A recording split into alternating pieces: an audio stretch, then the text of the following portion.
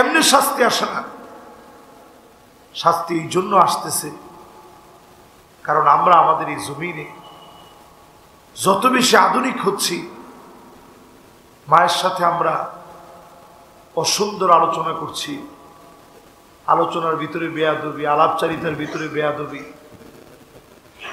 সামনাসামনি ব্যবহারে মাকে কষ্ট দেওয়া, এই সব কারণে আযাব আর গজব আসতেছে। অতি আধুনিকতা এখন আমাদেরকে, আমরা আমাদের মা বাবারে কি বলে ডাকতাম? মা বাবা। সম্মান করে আপনি বলতেন না তুমি বলতেন? খালি আপনি। যেই জায়গায় মা বাপ বসছে ওই জায়গায় অন্তত সন্তান গিয়া বসত না, এটা আদব মনে করত। আমার আব্বা এখানে বসছে, মা এখানে বসছে, আমি কেমনে বসি? আর এখনকার ছেলে মেয়ে এটা আপনারা করেন না, অসুবিধা নেই, তুমি করে বলেন, এটাও অসুবিধা নেই। আমার বাচ্চা কাচ্চা এখন আমার তুমি তুমি করে বলো, অবশ্য আমরা জীবনে তুমি করে বলা তো দূরে থাক। আব্বার কাছে আমি পড়াশোনা করছি, মাদ্রাসায় যখন যেতাম তখন বলতাম হুজুর, বাসায় আসলে তো আব্বাই বলতাম, কিন্তু সামনে কখনো বসতাম না। এই শব্দাবোধ এত বড় দোয়া, আপনি বুঝবেন সেদিন যেদিন মা বাবার দোয়ায় আপনি সফল হবেন। মা বাবার সামান্য কষ্ট পাওয়া এটা এত বড় বদদোয়া, বুঝবেন সেদিন যেদিন আপনি ব্যর্থ হবেন। বুঝবেন ওই আচরণটার কারণে মনে হয় মা বাবা কষ্ট পেয়ে গেছে। এই জন্য যতজন আমার সামনে বসা আছেন, মা বাপ হায়াতে আছে, সুন্দর ব্যবহার করে, অন্তত রজব মাসে নিয়ত করে। এরপরে এই দুনিয়ার ভিতরে আযাব আসার অন্যতম কারণ নবী সাল্লাল্লাহু আলাইহি সাল্লাম বলছেন কি কারণে আযাব আসবে? আদনা সাদিকাহু, বন্ধুদের জন্য সব করতে পারে, আকসা বাহু, বাপেরে বড় কষ্ট দিয়ে ফেলে। বাপ কোন বিষয়ে নাখোশ হলো, কোন বন্ধুর সঙ্গে চললে বাপ বেজার হয়, এটা দেখার সময় নেই। উনি বন্ধুদের আড্ডায় আছে, এই আড্ডা বেশি দিন টিকবে না। বাপরে সবচেয়ে কাছের বন্ধু বলে মনে করে। আর বাবাদের জন্য নসিহত, সন্তানদেরকে বাসায় এসে একটু সময় দেন। আমি তো প্রচন্ড ব্যস্ত মানুষ, আপনারা জানেন, দিনে রাত্রে এই যে মাহফিল, এরপরও যখন আমি ঘরে আসি সন্তানদেরকে সময় দেওয়ার চেষ্টা করি। এরকম সময় যদি আপনি না দেন, এই যে আজকে কোলের মধ্যে বাচ্চারা নিয়ে বসে রয়েছে, এটাকে বলে সময় দেওয়া। এই ভালোবাসাটা চিরন্তন হয়ে থাকবে। এখন আপনি তারে বুকেই নেন না, শুধু দেখলেই গালিগালাজ করেন, তোরে দিয়ে কিছু হবে না, এই কথা জীবনে কোনোদিন সন্তানের সামনে বলবেন। সব সময় বলবেন তুমি একদিন সবচেয়ে বড় হবা। সন্তানকে সবসময় আশা জাগিয়ে তোলে, আশা জাগা নিয়ে কথা বলেন। এরপরে নবীজি সাল্লাল্লাহু আলাইহি সাল্লাম বলছেন, যেই সময়ে তুমি দেখবা যহারাতিল আসওয়াতু ফিল মাসাজিদ, মসজিদের ভিতরে হট্টগোল হবে, চিল্লাচিল্লি হবে, বুঝে নিবেন আল্লাহর পক্ষ থেকে আযাব আসার সময় চলে আসছে। আমি অত্যন্ত আনন্দিত, 2014 সনের সেপ্টেম্বর থেকে শুরু করে আজ অবধি যতগুলা জুমা এই মসজিদে পড়িয়েছি, কোনোদিন এখানে কোনো ধরনের হট্টগোল আমার কানে আসে না। আপনারা কি দেখছেন? খতিব সাহেব কি বলবে, কি ওয়াজ করবে, এটা কখনো কমিটি বেঁধে দেয় নাই যে হুজুর এইটা আলোচনা করেন, এটা করেন। কোনোদিন এই কমিটি, আমি কষ্ট পাই এরকম কোনো আচরণ আমার সঙ্গে হয়েছে আমার কাছে মনে হয় না। যখন মসজিদের ভিতরে এরকম হট্টগোল শুরু হবে, বুঝবেন আযাবের সময় চলে আসছে। আলহামদুলিল্লাহ, বাইতুল ওয়াদুদ মসজিদ এটা এমন একটা মসজিদে রূপান্তরিত হয়েছে, দেশের সব জায়গায় এই মসজিদের নামটা অন্তত বিভিন্ন কারণে ছড়িয়ে পড়েছে। কিন্তু আলহামদুলিল্লাহ এই মসজিদের ভিতরে মুসল্লিরা পিনপণ নীরব হয়ে এই যে কথাগুলো শুনতেছে, একজনের ভিতরে কোনো আওয়াজ নাই, এমনকি বাচ্চারা পর্যন্ত কোনো আওয়াজ করে না। এই যে আমি এটা বলার পরে তো লস হয়ে গেছে, ও অন্তত বাপের কোল থেকে নিচে বসা লাগছে। উনি মনে করছে যে হুজুরে যেহেতু এটা বলছে, মনে হয় হুজুর এটা পছন্দ করে না। এটা পছন্দ করেই তো আমি বলছি, এটা প্রশংসনীয় আচরণ। বাপ তো তার সন্তানকে কুলেই নিবে। আচ্ছা, আমরা যখন আগে দেশের বাড়িতে যেতাম, লম্বা একটা বয়স পর্যন্ত বাপের কুলে বসে আমরা গেছি, ঠিক কিনা কর? এবং মনে মনে চিন্তা করতাম এই বয়সটা কতদিন পর্যন্ত থাকবে, কবে নাগাদ অন্তত সিটে বসে যাওয়ার পারমিশন হবে, বাপের কুলে কষ্ট দিয়ে আর কতদিন যাব। কিন্তু আলহামদুলিল্লাহ বাপ মহব্বত করে আমাদেরকে নিয়ে গেছে, এই ঋণ শোধ করার মতো না। এরপরে আল্লাহর নবী বলেন, এমন সময় আসবে উকরিমার রাজুল মাখাফাতা শাররিহি,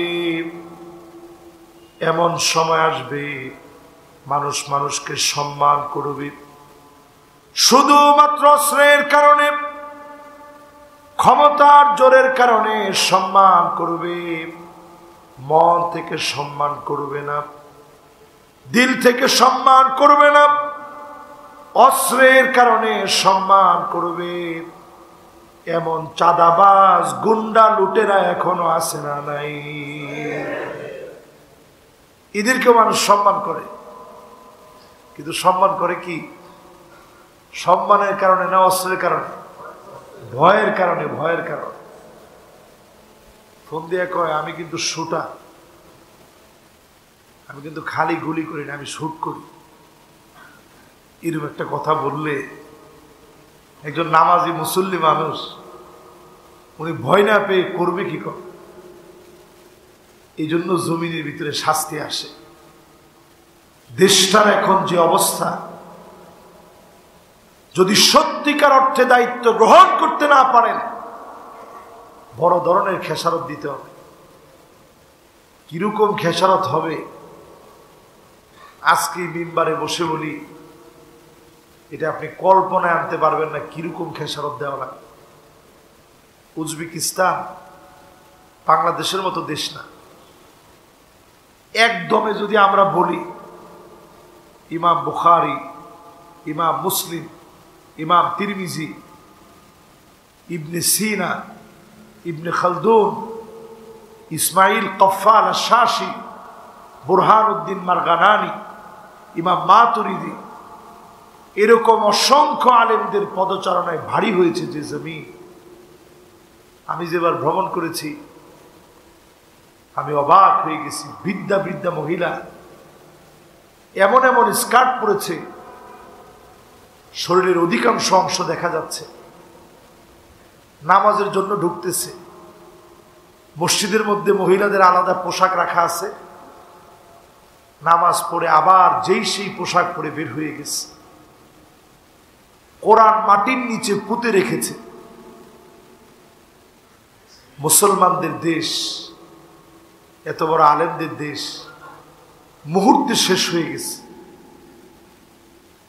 এক মোস্তফা কামাল আতাতুর্কের কারণে ৭০০ বছরের অটোমান সাম্রাজ্য ভেঙে পড়ছে। এবার আপনি একটু চিন্তা করেন, এই জমিনে যদি ফেল হন কিরকম পরিস্থিতি হতে পারে এটা আপনি কল্পনা করতে পারবেন না। নবীজি এই জন্য পরক্ষণে বলতেছেন সাদুল কবিলা ফাসিকুহুম, অধিকাংশ নেতাগুলো হবে ফাসিক, এলাকা এলাকায় ফাসিক গুলা নেতা হবে। হইতেছি কি হয়নি? হচ্ছে। এরপরে নবীজি বলতেছেন জাইমুল কওমি আরজালুহুম, অধিকাংশ বড় বড় নেতাগুলা দুশ্চরিত্র হবে, লম্পট হবে। এদের কারণে জমিনের ভিতরে যিনি শাস্তি দিবেন, তটস্থ করবেন, ভূমিকম্পের মতো আযাব দিবেন, তিনি কে? এরপরে নবীজি বলছেন, এরপরে দেখবা জাহারাতিল কাইনাতুল মাআজিফ, সব জায়গায় দেদার সে গান বাজনা শুরু হবে। আমরা এটাকে সংস্কৃতি মনে করি, যেটা আমাদের সংস্কৃতি। এই যে আপনি সংস্কৃতি আপনি মনে করতেছেন, এই সংস্কৃতি আযাব ডাইকা আনে। ইদানিং দেখা যাচ্ছে অনেকেই স্বপ্রণোদিত হয়ে একটা সিভিল কোর জন্য অপেক্ষা করছে। সিভিল কো তখন হবে আমার সংস্কৃতিকে যখন ছিনিয়ে নিতে পারবে। এখন আপনি একটু হিসাব করেন, বাংলাদেশে এখন আমরা দেখছি এমন এমন কথা আমরা বলতেছি, গান বাজনা এগুলো হওয়া দরকার, এরকম এরকম আমরা বলতেছি। যত এগুলার দিকে যাবেন মনে রাখবেন অচিরেই যিনি বড় ধরনের আযাব দিয়ে পাকড়াও করবেন, তিনি কে? মাহফিলগুলা বেড়ে গেছে তো, এই জন্য অনেকে সহ্য হচ্ছে না। আমরাও এই আজকের জুমা থেকে বলি, মাহফিলের মাইক খুব বেশি দূরে যাওয়া দরকার নেই। এটা তো এই মসজিদে আমি একবার না বহুতবার বলেছি। এখানে প্রত্যেক জুমাতে অনেক জেলা থেকে লোকজনরা আসে। আমার মাহফিলের কন্ডিশনের ভিতরে পরিষ্কারভাবে লেখা আছে, মাহফিলের মাইক অনেক দূরে লাগানো যাবে না, স্প্যান্ডেলের আশেপাশে থাকবে, দূরের কোনো মানুষের জীবন যাত্রায় যেন ব্যাঘাত না ঘটে। এটা আমার কন্ডিশনের মধ্যে দেওয়া। এটা যদি একটু আমলে আনেন, এটা আমাদের জন্য কল্যাণ, মানুষের জন্য কল্যাণ। ঠিক কিনা বলেন প্রিয় ভাইয়ারা আমার? এরপরে নবীজি বলছেন দুনিয়ার ভিতরে এমন হবে শুরিবাতিল খামর, চতুর্দিকে মদের ছড়াছড়ি হয়ে যাবে। আচ্ছা বলেন তো দেখি, হইছে না হয়নি? চতুর্দিকে মদের ছড়াছড়ি হবে। ওয়ালানা আখিরু হাদিহিল উম্মাহ আউওয়ালাহা, আগেকার বড় বড় আলেমদেরকে গালিগালাজ করা হবে। একদিন আর দুই দিন আমাদেরকে গালি দেওয়া হয়েছে।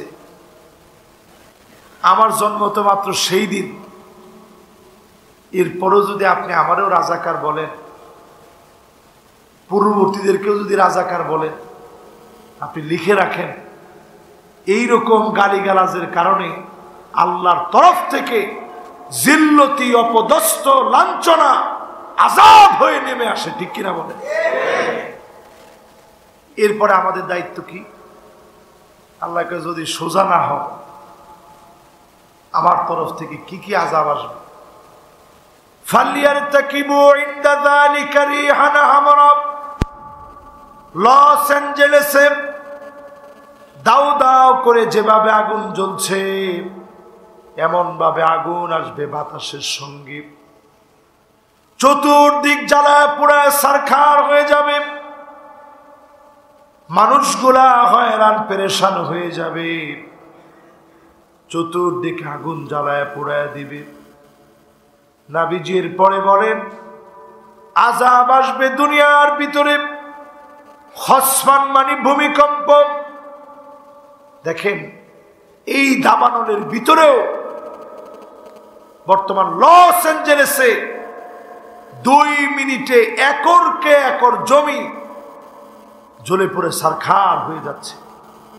এর মধ্যে আশঙ্কা করতেছে টর্নেডো হবে। লাস ভেগাসের মতো পাপের নগরী পুড়বে, পুড়তেছে অলরেডি।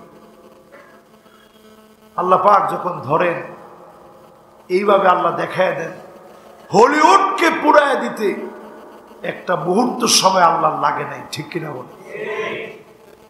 প্রিয় ভাইরা আমার, এরপরে আযাব আসবে ভূমিকম্প।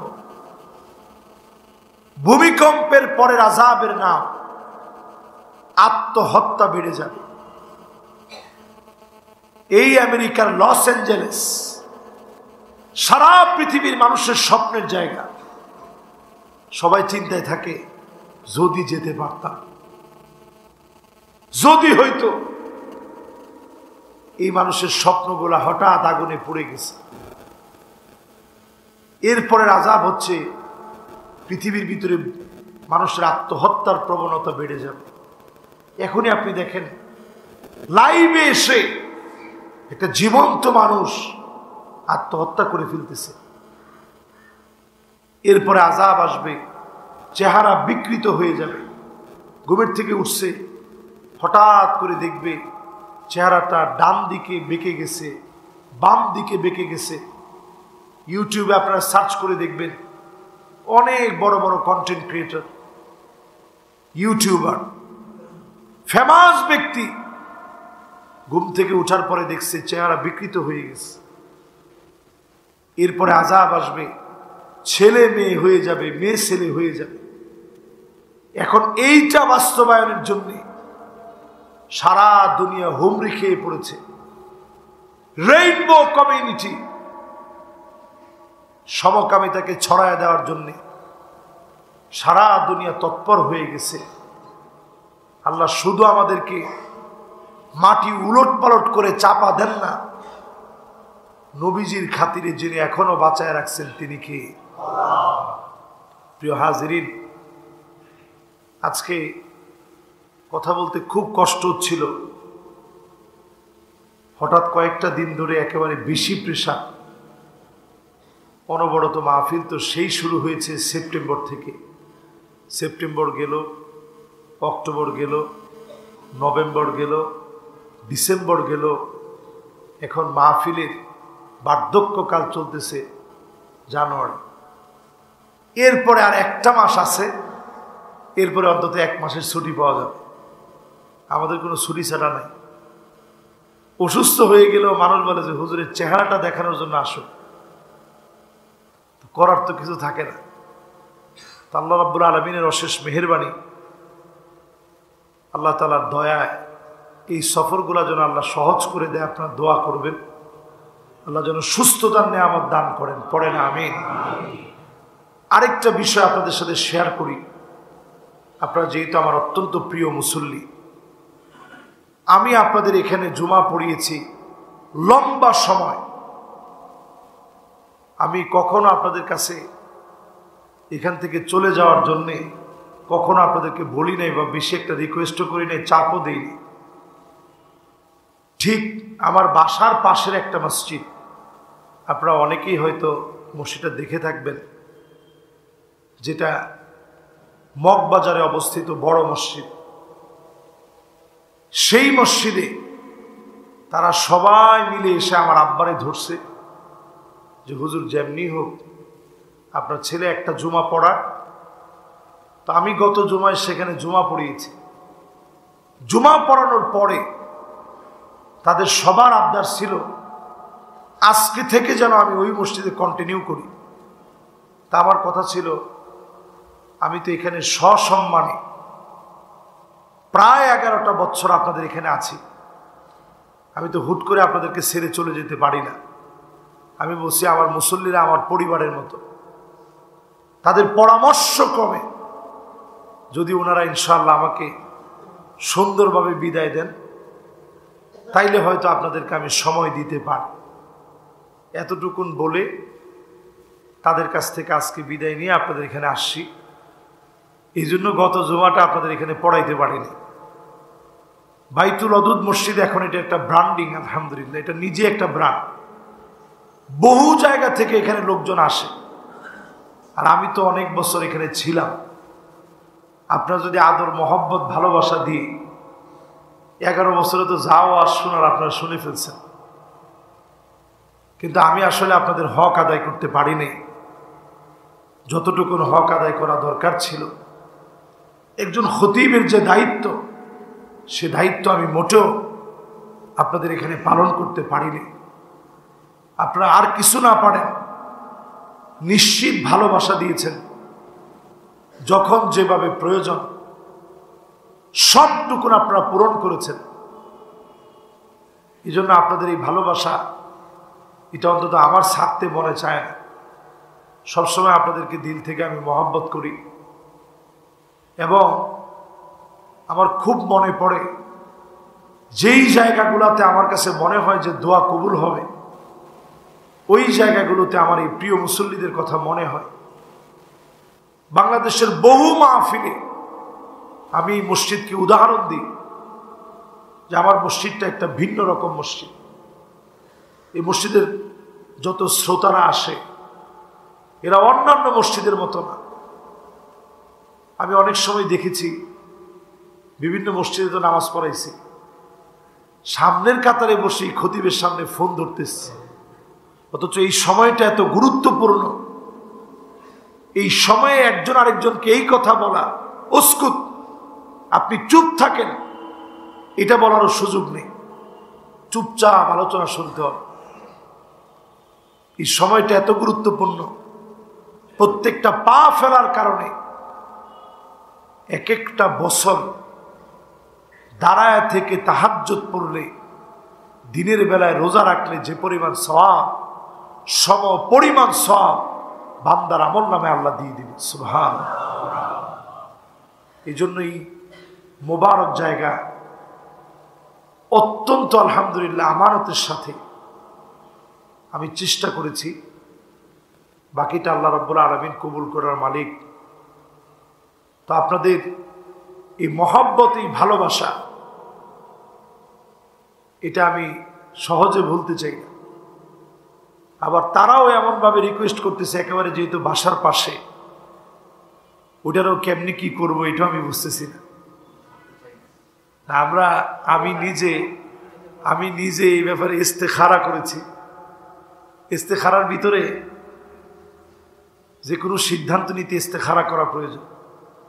ইস্তেখারার ভিতরে আমি দেখলাম আজান হচ্ছে, ঠিক তখন আমার ঘুম ভেঙে গেছে। তো আজান হইলে তো এখানেও নামাজ পড়ানো যায়, ওইখানেও নামাজ পড়ানো যায়, মানে নামাজ পড়ানোর মধ্যে কোনো বাধা নাই। দুই জায়গায় আমার জন্য সমান। আল্লাহ রাব্বুল আলামিনের উপরে ফায়সালা করে আমি এখনো কোনো সিদ্ধান্ত নেই নেই। আপনারা যদি সুন্দরভাবে, আমি তো অনেক বছর ছিলাম, একজনের ওয়াজ কত ভালো লাগে, সুবহানাল্লাহ, একজনের ওয়াজ তার, সুবহানাল্লাহ, একজনের ওয়াজ তো অনেকদিন শুনলেন আপনারা, সুবহানাল্লাহ। আমি আগেই বলছি, আপনাদের এই ভালোবাসা, এটা কোনো কিছু বলে শোধ করা যাবে না ইনশাআল্লাহ। না, এটা তো আপনাদের মহাব্বত, আলহামদুলিল্লাহ, এটা আমি স্বীকার করেছি, মাশাআল্লাহ, আলহামদুলিল্লাহ। এটা আপনাদের মহাব্বত, এটা আপনাদের ভালোবাসা। আল্লাহ রাব্বুল আলামিন এই ভালোবাসা আছে বিদায় এই মসজিদে এতদিন ধরে মহাব্বতের সাথে আলহামদুলিল্লাহ আমরা আছি। মহাব্বতটা বড় দামি। আমি দেখেছি ওইখানের জুমাটা মনে হয় কেউ একজন লাইক দিয়েছে, অনেকে লিখছে যে কি খতিব সাহেব হুজুর কি ওই মসজিদে জুমা পড়াবে নাকি এখন থেকে। তো সবাই যারা যারা পরে দেখছে, অনেকের মনে এটা প্রশ্ন ছিল, এখন ওইটাও এমনভাবে ধরতেছে। সব মিলে এটা আমার জন্য দেখে আমি আল্লাহ তাআলা কোনটা ফায়সালা নেন। তবে আপনারা যদি অন্য খতিবও এখানে আসে, আমার একটা দাবি আপনাদের কাছে, যে এখানে আসুক, এটা যেন মনে হয় এই মসজিদটা একটা ব্যতিক্রম ধর্মী মসজিদ। যিনি আপনাদেরকে কথা বলেন, বিশ্বাস করেন, গত জুমায় যিনি কথা বলছেন, ওনার সাথে গতকালকে আমার মাহফিল ছিল। আমি জিজ্ঞাসা করলাম যে আমার মসজিদের মুসল্লিরা কেমন, বলছে সুবহানাল্লাহ। উনি কিন্তু খিলগাঁয়ে বড় একটা মসজিদের খতিব ছিলেন, যাই হোক 5 আগস্টের আগের খুতবা দেওয়ার কারণে ওনার সেখান থেকে চাকরি চলে যায়।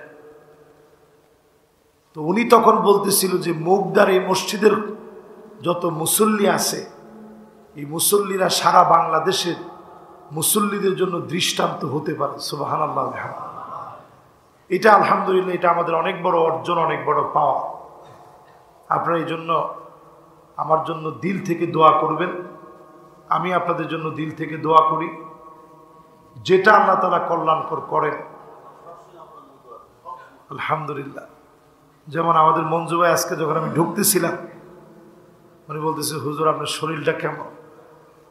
এই যে মুসল্লির সাথে একজন খতিবের সম্পর্ক, এই সম্পর্কটা দিন অত্যন্ত গুরুত্ব দেয়।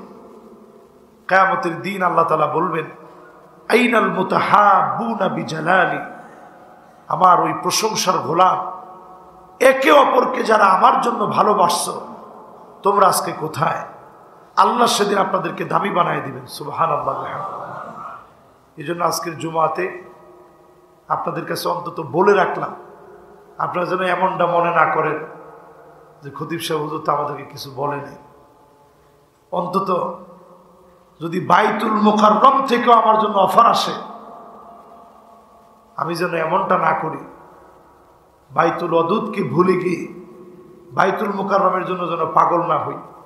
অন্তত যারা এতদিন আমার সাথে সুন্দরভাবে আমার মুসল্লি হয়ে আলোচনা শুনেছে, আপনাদের কাছ থেকে সুন্দরভাবে আমি চাই, যদি যেতেই হয় সুন্দরভাবে যেন ইনশাল্লাহ আপনারাও এটাকে মেনে নেন। পরের যিনি আসেন তিনিও যেন সমান জায়গা পান খতিব হিসেবে। এতটুকুন আপনাদের কাছে রিকোয়েস্ট।